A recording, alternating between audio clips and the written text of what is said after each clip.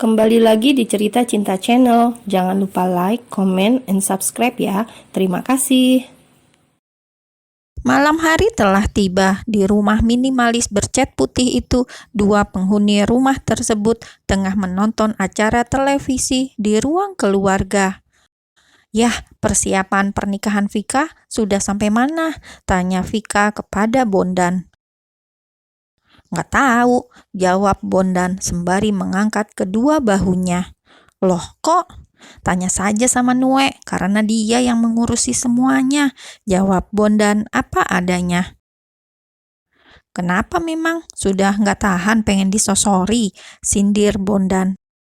Enggak, aku cuma tanya doang ya, kesal Vika, lalu beranjak dari duduknya dan berjalan menuju kamarnya. Haha, ngambek nih ye, ledek Bondan sedikit berteriak.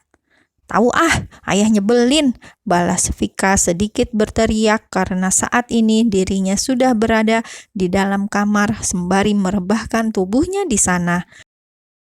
Terdengar suara gelak tawa dari ruang keluarga dan Vika yakin jika ayahnya itu tengah menertawakan dirinya. Vika menatap langit-langit kamarnya yang berwarna putih, sembari membayangkan kejadian di restoran tadi siang saat Emma menciumnya dengan panas. Ya ampun, bibirnya lembut banget sih. Ternyata begini rasanya berciuman itu, bikin nagih, batin Vika, lalu menutup wajahnya dengan bantal dan menggerakkan kedua kakinya asal. Hatinya kini tengah diliputi rasa bahagia dan juga malu. Kok dia jadi manly banget sih? Bikin aku jadi gerah. Dia juga jago berciuman. Apa jangan-jangan dia sudah terbiasa ya? Ting, ting. Bunyi pesan notifikasi dari ponsel Vika membuat Vika langsung beranjak dari tempat tidur dan mengambil ponselnya itu. Vika mengernyit heran saat melihat nomor tidak dikenal mengirimkan pesan singkat. Malam, lagi apa? So akrab banget sih, ucap Vika, lalu meletakkan ponselnya kembali tanpa membalas pesan tersebut. Dret-dret, ponsel Vika bergetar lagi, namun kali ini bukan pesan singkat, melainkan panggilan masuk dari nomor yang sama. Siapa sih? Kesal Vika dan dengan terpaksa ia mengangkat panggilan tersebut. Ya, halo, jawab Vika malas. Kok cuma di-read doang? Tanya seseorang di seberang sana. Siapa sih? Kesal Vika lagi. Masa depan kamu lah. Masa sudah lupa sih? Baru saja tadi sore berpisah. Jahara deh. Oh my god, pekik Vika tertahan saat tahu siapa yang menghubunginya. Nue. Iya sayang. Blus, wajah Vika langsung bersemu merah saat Emma memanggilnya dengan sebutan sayang. Sayang, nggak apa-apa, cuma memastikan kalau itu kamu, jawab Vika sembari mengipasi wajahnya yang terasa panas dengan telapak tangannya. Oh, jadi banyak nih yang suka menghubungi kamu, Mot cemburu. Nggak gitu, aku kira tadi orang iseng atau salah sambung. Suara Vika terdengar panik. Oh gitu, kamu lagi apa? Lagi teleponan sama kamu, jawab Vika dan disambut kekehan di seberang sana. Sama dong kalau begitu. Kamu sudah makan? Tanya Vika sembari melirik jam dinding yang ada di kamarnya dan waktu menunjukkan sudah jam 8 malam. Belum, baru pulang kerja, terus telepon kamu. Makan dulu dong, nanti sakit loh, Vika mengingatkan. Gak selera, pengennya makan kamu, boleh, ucap Emma di seberang sana, membuat Vika langsung menegang. Sudah dulu ya, aku ngantuk, ucap Vika langsung mematikan sambungan teleponnya. Sedangkan di seberang sana, Emma tengah tertawa terbahak saat tahu reaksi Vika yang ketakutan. Pagi hari telah tiba, sang mentari telah menunjukkan sinarnya. Seorang gadis cantik menggeliat dalam tidurnya, kemudian ia merenggangkan ototnya dan mulai mendudukkan diri di atas tempat tidurnya dengan mata yang masih terlihat sangat mengantuk karena tadi malam ia tidak bisa tidur akibat memikirkan perkataan calon suaminya. "Makan kamu boleh," kata itu terus terngiang di kepalanya hingga membuatnya bergidik ngeri sendiri. "Afika!" teriak Bondan dari luar kamar diselingi dengan gedoran pintu yang sangat keras. Dengan gontai, Vika turun dari tempat tidur dan membuka pintu kamarnya. "Ceklek, apa sih ya?" tanya Vika saat sudah membuka pintu kamarnya dan menguap di depan ayahnya sembari menggaruk kepalanya. "Ya ampun, lihat jam berapa, Vika?" Bondan berdecak kesal saat melihat putrinya yang masih terlihat berantakan. Vika berdehem lalu melihat jam dinding di kamarnya dan seketika itu matanya yang tadi masih mengantuk kini membola sempurna. "Ayah, kenapa tidak bangunin dari tadi?" sungut Vika lalu menutup pintu kamarnya lagi dengan keras, membuat Bondan menggeram kesal. "Punya anak perawan satu tapi kelakuannya nggak ada manis-manisnya," gerutu Bondan sembari berjalan menuju ruang keluarga. "Maaf ya, kamu jadi menunggu," ucap Bondan kepada Emma saat sudah mendudukkan diri di ruang keluarga. "Iya Om, tidak apa-apa," jawab Emma tersenyum manis. "Mau nunggu sampai minggu depan? Aku siap kok Om," batin Emma. Tidak berselang lama, Vika keluar dari kamar dan langsung berlari menuju teras rumah tanpa memperhatikan seseorang yang duduk di ruang keluarga. "Ayah, ayo buruan, nanti aku telat," teriak Vika sembari mengenakan sepatunya. "Ya ampun Vika," keluh Bondan sembari menggelengkan kepalanya, sedangkan Emma sudah ingin menyemburkan tawanya saat melihat tingkah menggemaskan calon istrinya. "Sudah, tidak apa-apa Om," Emma terkekeh geli, kemudian ia beranjak dari duduknya. Emma mengulurkan tangannya kepada Vika yang masih sibuk mengenakan sepatunya. "Ayah, panasin motornya dulu," ucap Vika lalu menerima uluran tangan itu yang ia sangka adalah tangan ayahnya.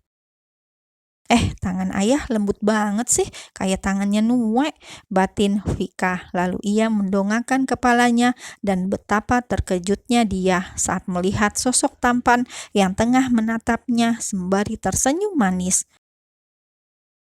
"Nue!" pekik Vika lalu ia melepaskan cepolan rambutnya yang berantakan karena ia tidak sempat menyisir rambutnya. "Malu banget, ya ampun," Vika merutuki dirinya. "Lagian ayah kenapa tidak bilang kalau Nue ada di sini?" Emma terkekeh pelan sembari merapikan rambut Vika yang berantakan. "Mau seperti apa penampilanmu? Kamu tetap sangat cantik," ucap Emma sembari mengelus pipi Vika yang bersemu merah. "Wek," gerutu Bondan di balik jendela saat mengintip Emma yang sedang menggombali putrinya. "Ayo kita berangkat sekarang, sudah jam 6:30, ucap Emma lalu menarik tangan Vika. "Tunggu," Vika menahan tangannya dan membuat Emma mengernyit heran. "Kenapa?" tanya Emma. "Kok kamu pakai bajunya kayak gitu sih?" Vika baru memperhatikan penampilan Emma yang terlihat menggoda iman. Emma hanya mengenakan kemeja panjang berwarna navy dengan motif bulan sabit berwarna kuning dan dipadukan dengan celana jeans berwarna hitam. Sangat sederhana, namun yang menjadi masalah adalah Emma membuka beberapa kancing kemejanya dan memperlihatkan dada bidangnya yang ditumbuhi bulu-bulu kasar. "Memangnya kenapa?" tanya Emma tersenyum geli, sembari menarik kemeja yang sudah terbuka itu. Vika cemberut kesal, kemudian ia mengancingkan kemeja itu dengan benar. "Neng bisa jantungan bang kalau lihat yang berbulu begini dan bawaannya pengen nyandarin kepala di dada bidangmu," batin Vika meronta-ronta. Lagian dia tuh mau pamer badan kali ya, sungut Vika dalam hati. Entah kenapa ia tidak suka melihat Emma berpenampilan seperti itu. Sudah, tanya Emma, masih tersenyum geli saat melihat wajah cemberut Vika. Sudah, ketus Vika lalu berjalan menuju mobil Emma. Emma hanya menggelengkan kepalanya dan mengikuti gadisnya itu dari belakang. Namun dirinya juga senang karena gadisnya itu memperlihatkan sikap posesifnya dan bertanda jika gadis itu sudah membuka hati untuknya. Cie, posesif, ledek Emma saat sudah berada di dalam mobil. Apaan sih? Gerutu Vika lalu memalingkan wajahnya. Coba lihat ke sini. Emma menarik dagu Vika agar mau melihatnya dan mau tidak mau Vika menatap wajah tampan calon suaminya. Aku belum sarapan, ucap Emma lembut. Terus ucap Vika masih terdengar ketus. Mau sarapan bibir kamu boleh? Tanya Emma. Baru saja Vika akan membuka suara, tapi terhenti saat Emma sudah melancarkan aksinya. Cup, Emma mengecup bibir mungil itu dan menyesapnya dengan lembut. Vika memejamkan matanya saat merasakan benda kenyal itu menempel di permukaan bibirnya. Ia pun turut membalas ciuman lembut itu.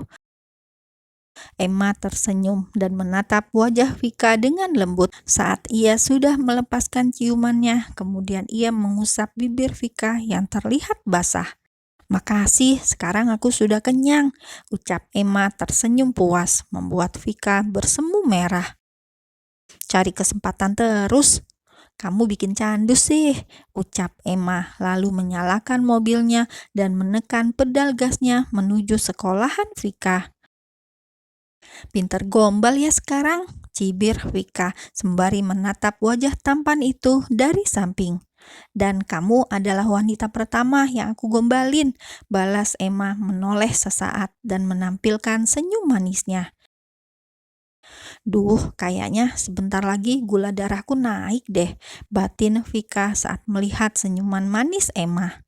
Tidak berselang lama, mereka sudah sampai di sekolah Vika. Nanti siang aku tidak bisa jemput kamu, ucap Emma kepada Vika.